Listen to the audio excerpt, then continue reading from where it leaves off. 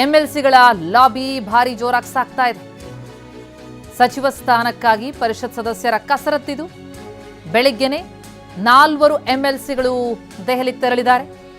ಪುಟ್ಟಣ್ಣ, ಸಲೀಂ ಅಹಮದ್.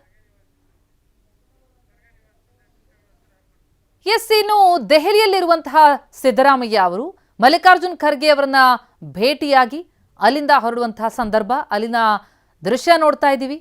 ರಾಹುಲ್ ಗಾಂಧಿ, ಸೋನಿಯಾ ಗಾಂಧಿ ಅವರನ್ನ ಭೇಟಿಯಾಗಿ ಅಲ್ಲಿಂದ ಬಂದಂತಹ ಸಿದ್ದರಾಮಯ್ಯ ಅವರು ಮಲ್ಲಿಕಾರ್ಜುನ್ ಖರ್ಗೆ ಅವರನ್ನ ಭೇಟಿಯಾಗಿ ಚರ್ಚೆಯನ್ನ ನಡೆಸಿದ್ದಾರೆ.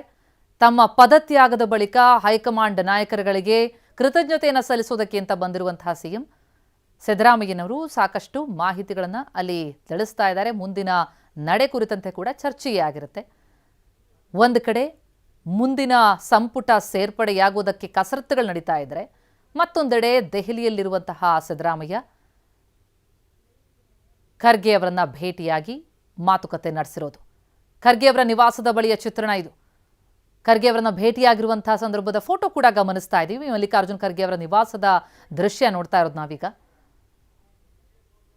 ಒಂದು ಮಹತ್ವದ ನಿರ್ಣಯವನ್ನ ಸಿದ್ದರಾಮಯ್ಯ ಅವರು ಕೈಗೊಂಡಿದ್ದಾಯಿತು.